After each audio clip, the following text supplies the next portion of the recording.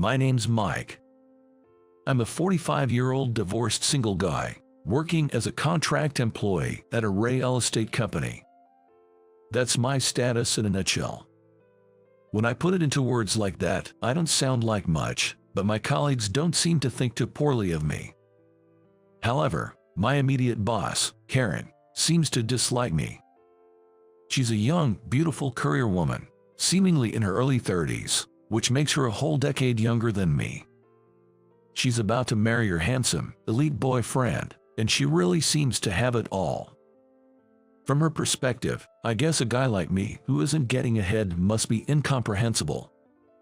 I feel it painfully in her usual demeanor toward me. When I and a full-time colleague ask for the same thing, her response is blatantly different. But I guess that's just the way it is. I wasn't particularly bothered by it since it didn't interfere with my work.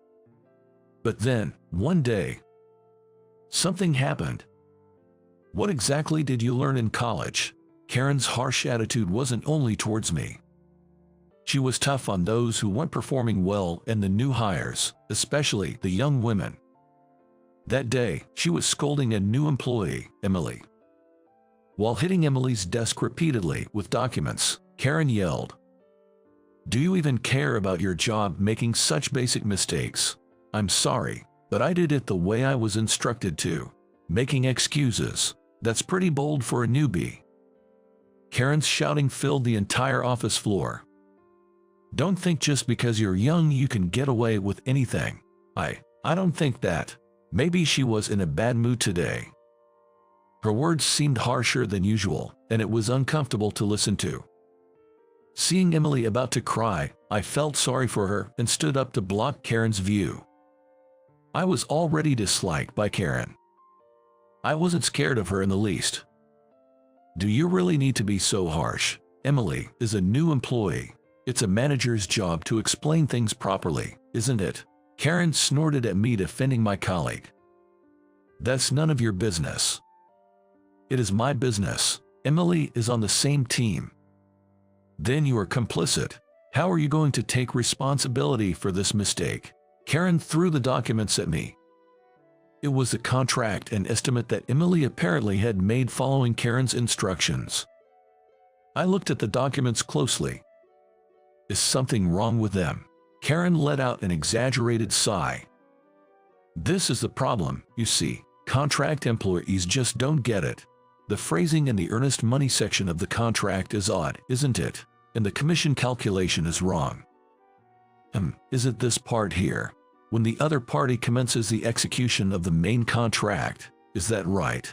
Yes, it's supposed to be when one of the parties. Can't you read the clauses properly? It's exasperating. The civil code changed, you know. Hearing that changed her complexion. It was amended in 2020. Maybe you didn't notice because only the wording changed. That's correct, right? I looked at Emily, and she nodded. I revised it because the senior next to me said so. I think the commission calculation is correct, too.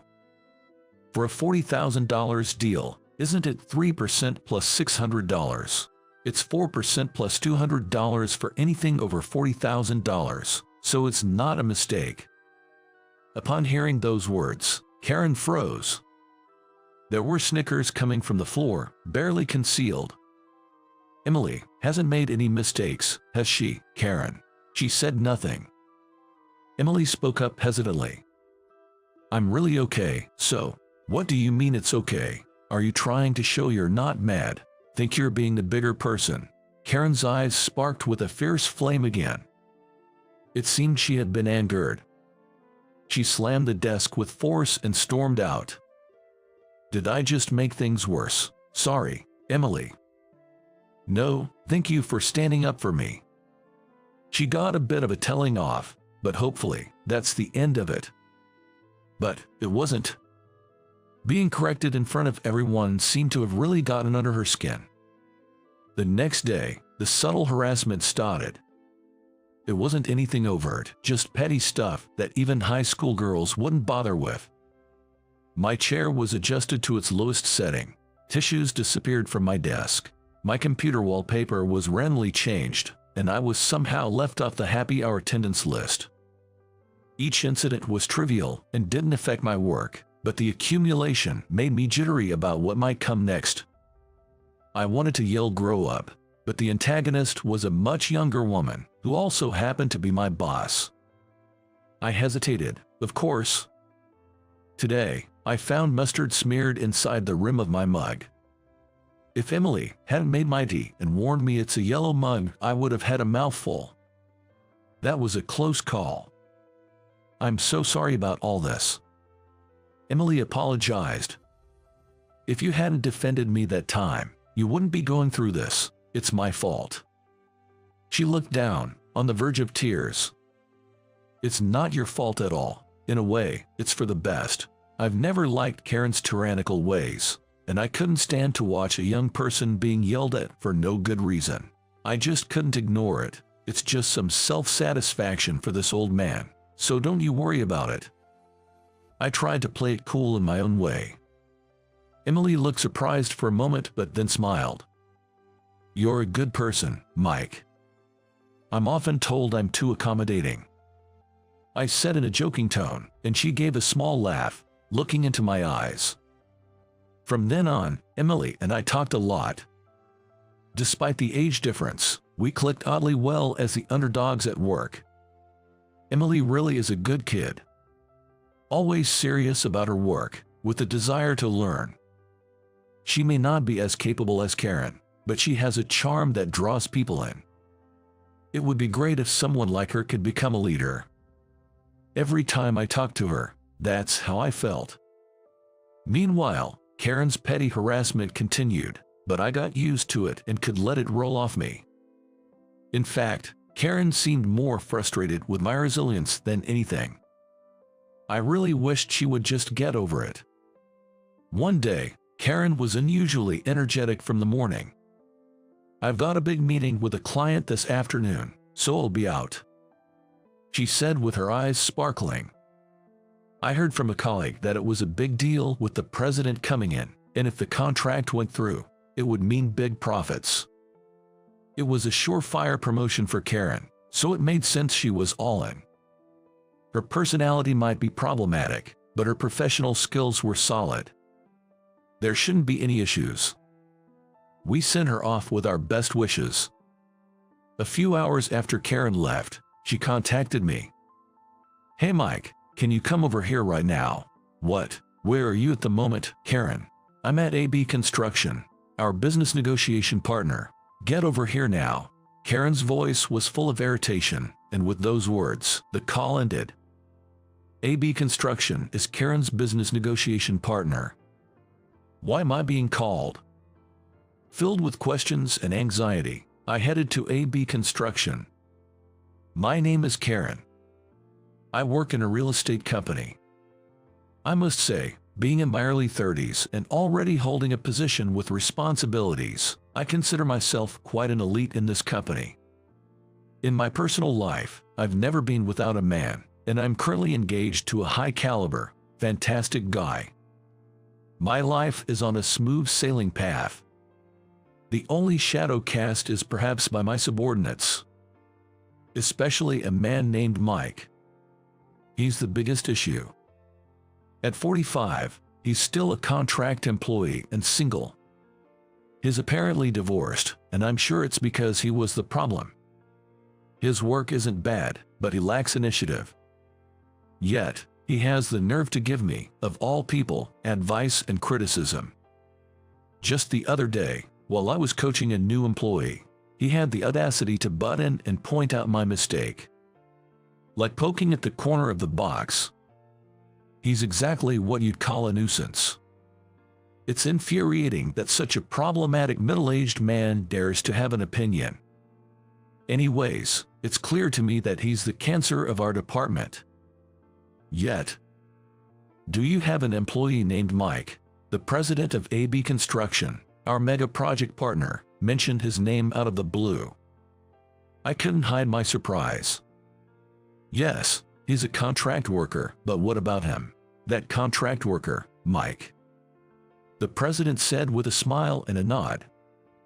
He helped out a lot with a previous real estate contract. I hear from my staff. They say he's quite capable. That's why I want him on this project. I was astonished. This must be what they call a bolt from the blue. But he's just a contract worker. It doesn't matter, does it? He works the same hours, and if he's capable, his position isn't an issue. True, you're right, but I desperately racked my brain. I didn't want to hand over such a major project to someone like Mike. Besides, it's unthinkable for me, the manager, not to handle it and leave it to a mere contract worker. I tried everything to make him reconsider using Mike. I might have exaggerated a bit, but it was mostly the truth. If the president could understand that he's not the right person for this project, that would be enough. I should be the only one in charge of this project. Thanks for telling me so much about him. Anyway, could you call Mike for me? The president didn't take my side. Reluctantly, I decided to call Mike. Arriving at AB Construction, I was led to a conference room. What could possibly be the reason for me being called? I've helped with some work related to AB Construction before, but there were no issues, as far as I remember. No complaints, and I haven't messed up anything. With questions and anxiety, I knocked on the conference room door. It's Mike. Come in. As I nervously opened the door, I locked eyes with Karen, my boss, who had a stern look on her face. I hesitated, then turned to greet the president of AB Construction. I couldn't help but exclaim out loud. The man sitting in front of me, dressed in a sharp black suit, was someone I knew. The president smiled warmly and said, "I thought it was you. Long time no see, Mike." Alex. What? Sitting there was my ex-wife's brother, Alex. I remembered hearing that he worked in construction, but I never imagined he'd be the president, especially of such a major company. It's been a while since you and my sister split up. I was worried you had fallen ill. I was surprised to see your name. Glad to see you're doing well. Are you completely recovered? Yes, about 2 years ago. Alex was smiling, but Karen still had a look of fear. What's this all about? Just as you heard, he's my sister's ex-husband. Wait, I don't think it's appropriate to put him in charge just because he's your former brother-in-law. No, it's a coincidence. I named him because my staff told me he was skilled. Only after did I realize it was him, and I was quite surprised myself. But as I said before, even if he's skilled, he's just a contract worker. I can't imagine such a middle-aged man handling a big job. Maybe he's the reason your sister divorced him. Karen was getting agitated. Alex sighed deeply and looked at her. Look, whether someone is a contractor or a full-time employee doesn't dictate their ability to work, nor is it your place to speculate about the cause of their divorce. Karen fell silent, obviously frustrated. The things you were saying about him earlier were pretty harsh. A person who spreads false rumors and speaks ill cannot be trusted. I can't work with you. What?